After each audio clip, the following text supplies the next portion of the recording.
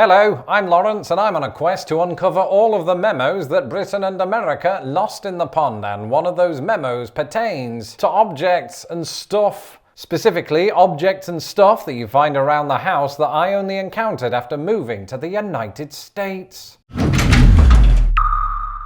In previous videos, I gave you a tour of my first American house as well as an exclusive look at my dusty garage. And so, if you want to join me on this journey of putting together this place and you haven't yet subscribed to this channel, do that now. In the meantime, come with me as we look at 6 housing objects that I only encountered after moving to the United States. It's locked again. 2 words, public toilets. And I know what you're thinking. Ooh, Lawrence, what have public toilets got to do with houses? And the answer is simple. Nothing. But they do very neatly lead me into my next point, so shut it. Because you've probably heard Brits like me moaning about the lack of privacy in American public toilets, because you've got that gap and everything. Well, when it comes to our respective houses, that dedication to privacy, or privacy, depending on how you say it, is reversed. What? How? Do British rooms have gaps in the door? No, I'm not talking about gaps, I'm talking about locks on the door. Furthermore, I'm not just talking about bathrooms, but several rooms in the house. In America, many rooms, and in particular bedrooms, will have a lock on the doorknob that looks a little bit like this. Growing up in Britain, I found these to be far less common, which is a shame because they just give you that peace of mind that somebody's not going to walk in on you while you're reading a book. And for lock completists, they might sometimes take the form of a button, but there might also be some sort of rotating lock mechanism that looks like this. So to recap, while Americans might not value public toilet privacy, the opposite is true with bedrooms.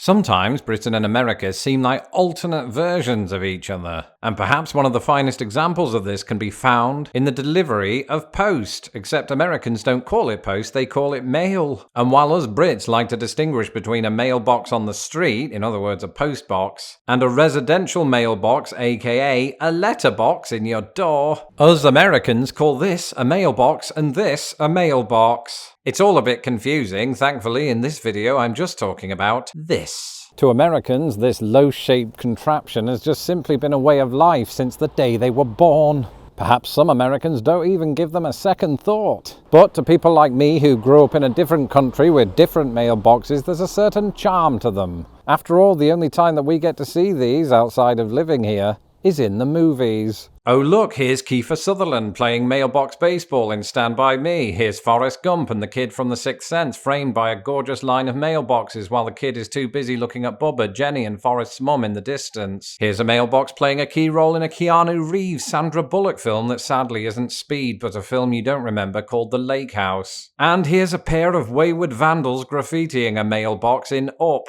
It's been a while since I've seen that film, but I'm pretty sure that's what's happening here. The point is, American movies have this uncanny knack of making things seem almost magic, even things as simple as this. And as somebody who, for the past 14 years, has only lived in rented American accommodation, I'd been used to picking up my mail from what was essentially a glorified high school locker. This represents my first proper American mailbox, and I feel like I've finally arrived. In the past, I've told you about how during the summertime it's useful on American houses to have a bug shield. That way you can open your windows, or in this case your door, and in theory this makes it harder for bees and mosquitoes and all of the other insects to get into your house. Doesn't seem to work, but the theory's good. But one thing I haven't spoken about is winter time, because when the temperatures plummet to minus 2,000 degrees Fahrenheit, there aren't really many bugs trying to get in anyway. Instead, you have to protect your door from the elements. And that's where the storm door comes in. Sorry, I don't have much room here. Can I switch places? The storm door, where you can see this light is reflecting onto, is a door that sort of sits outside of the main door, and it sort of serves 2 purposes. Firstly, it's another barrier for burglars to have to overcome. And secondly, when you've got frost and snow and rain, it sort of protects this door from getting ruined by those weather elements. And in addition to storm doors, you also have storm windows, which sort of do the same thing for windows that this does for the doors. And that's really it, because we don't have storms quite of the severity that you might experience here in the Midwest. Storm doors and storm windows aren't really that common in Britain, hence why they made it onto this list. Hello, what's this? A fan outside of my house? Might have to put in a restraining order. Seriously, I did have to do that 3 years ago, so keep your distance. In previous videos, you've heard me talk to death about how American homes have air conditioning and British homes just don't. And so I don't want to dwell too much on what happens with air conditioning inside the house, but rather outside. Because you see, for the first time since I moved to the United States, the air conditioning in my home is entirely central air. In other words, the aircon is built entirely into the house instead of me having to install window units, which is great. And because of that, we have this thing, which I haven't really learned the name of. Perhaps it's a generator of some kind. Anyway, what it does is it sits outside, the fans spin around, and it creates airconage. And the outsides of many houses will feature one of these throughout the United States. I have heard that it requires a little bit of maintenance and cleaning, so after this video goes out, I will be reading all about that with a hot bath. And so we go from fans outside my house to fans above my bed.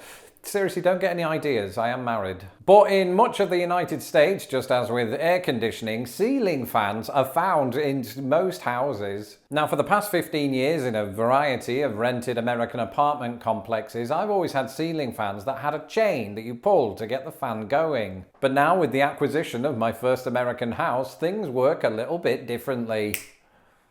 It's doing it. That was a trick. I was actually using a remote control. Still cool though, isn't it? Literally. I've just realised it's winter and this should not be on. Remember in my last video when I showed you around my garage and we found this spare gate hanging around in the rafters? Well, it turns out this isn't a spare gate, but a missing one.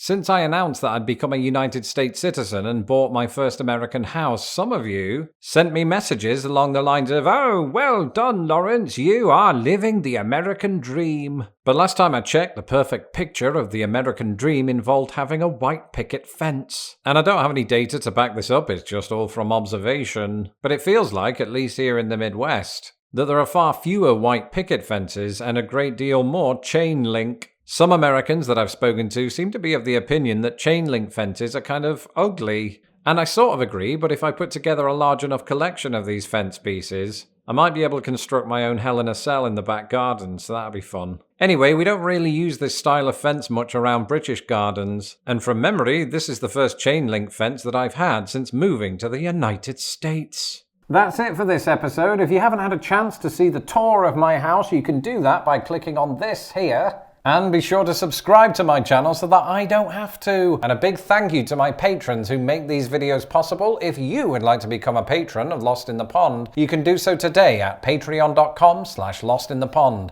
Until the next video, goodbye. Oh, I locked myself in. That's what it was.